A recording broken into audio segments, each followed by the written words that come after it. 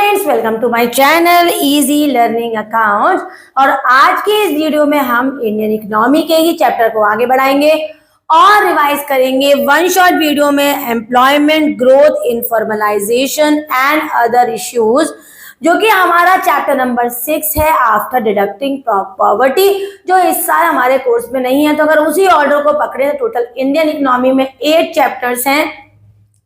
6th chapter का नाम है हमारा एम्प्लॉयमेंट। तो एम्प्लॉयमेंट चैप्टर को अगर हम एनसीईआरटी के पेज बाय पेज रिवाइज करें तो पहला टॉपिक वो हमसे पूछ रहे हैं कि भाई ये क्या होता है, क्या क्या होता है, वो है वर्कर। तो वर्कर कौन होते हैं? जो लोग काम कर रहे हैं और अपने घर को चला रहे हैं और अपना लिविंग स्टैंडर्ड मेंटेन कर रहे हैं, उसे कहते हैं वर्कर। तो worker is the individual which involve in the economic activity and earn a living is known as workers. और आगे बढ़े तो एनसीईआरटी में एक लाइन दे रखी है, who all are involve in workers. कौन कौन है जो वर्कर कैटेगरीज में इन्वॉल्व होते हैं? तो सेल्फ एम्प्लॉयड, जो अपना काम कर रहे हैं, जो किसी के अंडर में काम कर रहे हैं, या फिर कोई कैजुअल वर्कर है कि काम किया और पैसा लिया, तो वो सभी लोग हमारे वर्कर्स में इन्वॉल्व होते हैं। नेक्स्ट टॉपिक है हमारा कि भाई ये लेबर फोर्स क्या होती है। तो लेबर फोर्स होती है बच्चों वो लोग जो काम कर रहे हैं और साथ में जो काम ढूंढ भी रहे हैं। All person who are working and do not working are seeking the work are coming under the category of labour force. मतलब जैसे मैं काम कर रही हूँ या फिर मैं काम ढूंढ रही हूँ, तो अगर ऐसे लोग हैं तो दोनों की कैटेगरी को अगर मिला लो तो बन जाती है लेबर फोर्स। नेक्स्ट है बच्चों हमारा कि भाई वर्कफोर्स क्या है। तो वर्कफोर्स होता है, अगर मैं आपसे बोलूं कि टोटल वर्कर्स में से अगर मैं, या फिर लेबर फोर्स में से अगर मैं वर्कर्स को बाहर निकाल दूं, लेबर फोर्स मतलब क्या था? जो काम कर रहे हैं और काम ढूंढ रहे हैं, उसमें से मैं वर्कर्स को बाहर निकाल दूं तो आंसर आएगा हमारा क्या? अनएम्प्लॉयमेंट। तो वर्कर्स का अगर हम unemployment is equal to labour force minus workforce, तो उससे पहले वर्कफोर्स को डिफाइन करते हैं।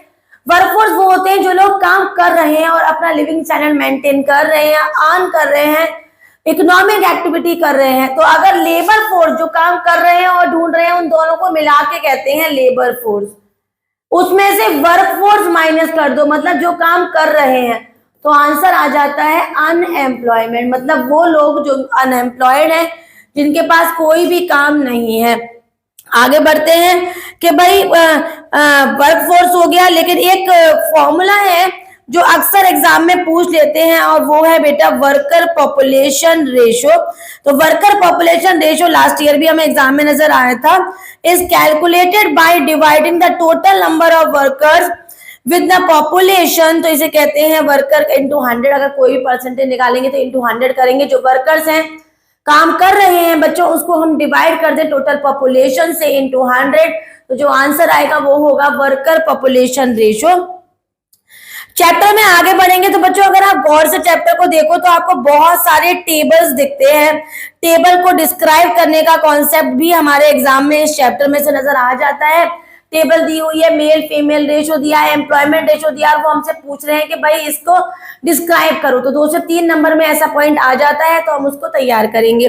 नेक्स्ट है एम्प्लॉयमेंट क्या होता है। वही जो इंसान काम कर रहा है, अर्न कर रहा है, उसे एम्प्लॉयड कहते हैं। 2 तरीके एम्प्लॉयमेंट होते हैं। एक होता है सेल्फ एम्प्लॉयमेंट, जो अपना काम कर रहे हैं, अपने सेल्फ बिजनेस कर रहे हैं। एक होते हैं वेज एम्प्लॉयमेंट, मतलब जो किसी के अंडर में काम कर रहे हैं और उसको पेमेंट मिल रहे हैं। वेज एम्प्लॉयमेंट में भी 2 तरीके से, एक होता है रेगुलर सैलरीड वर्कर, जिनको रेगुलर सैलरी मिल रही है, और दूसरे होते हैं कैजुअल वर्कर, मतलब जो काम करा और पैसा लिया, उसे कहते हैं कैजुअल वर्कर्स।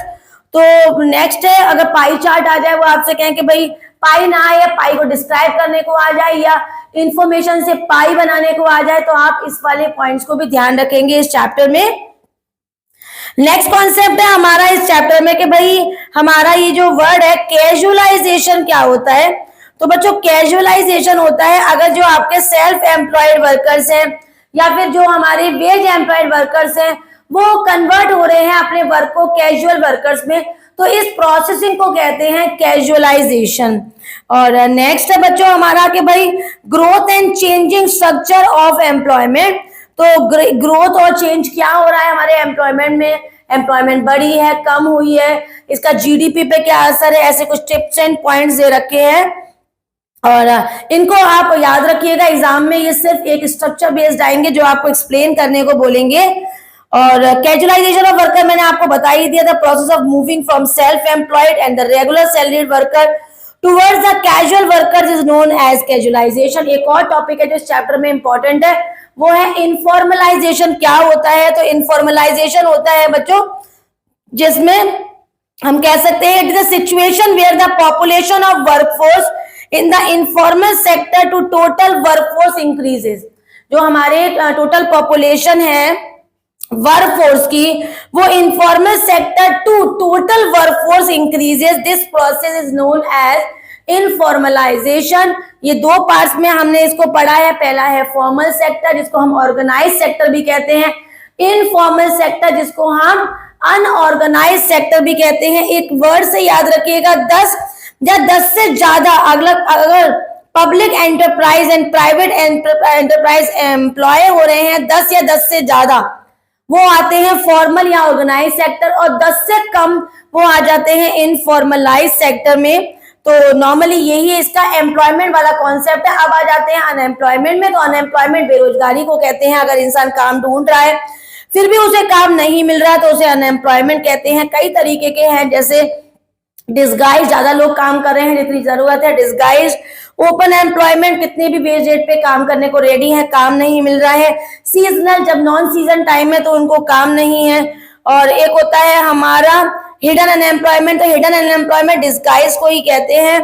और कॉजेज क्या है अनएम्प्लॉयमेंट के बेटा? बढ़ती जनसंख्या, इलिटरेसी प्रॉब्लम, एजुकेशन की फील्ड में लैक्स होना, इंफ्रास्ट्रक्चर फैसिलिटीज ना होना या रिसोर्सेज कम होना, एग्रीकल्चर में डाउनफॉल होना, पुअर एजुकेशन सिस्टम मैंने आपको बता ही दिया, और slow growth of industries of small scale and cottage industries का वर्क डिक्लाइन होना, ये भी रीजन है अनएम्प्लॉयमेंट के। अगर इन सबको दूर कर दिया जाए तो हम रिमूव कर सकते हैं अनएम्प्लॉयमेंट, मतलब पॉपुलेशन को हम कंट्रोल करें।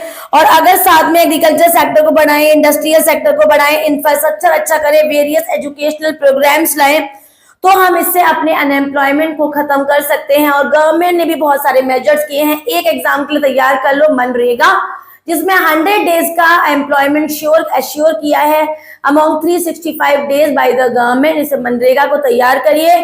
और Mahatma Gandhi educational rural development programme को कहते हैं। साथ में बहुत सारे पॉवर्टी एलिवेशन प्रोग्राम्स भी गवर्नमेंट लेकर आई है as a major to control unemployment. जैसे सर्व शिक्षा अभियान से भी फर्क पड़ेगा, जैसे प्रधानमंत्री रोजगार योजना, स्वर्ण जयंती, शहरी रोजगार योजना।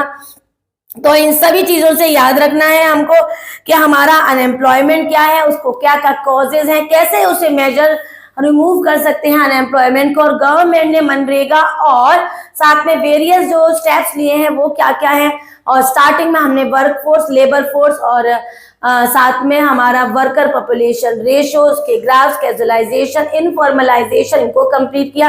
यहाँ पर चैप्टर खत्म हो गया। आपको करना क्या है? आपको वीडियो को लाइक जरूर करना है, चैनल को सब्सक्राइब भी करना है और शेयरिंग तो बिल्कुल भी नहीं भूलना है। Bye bye.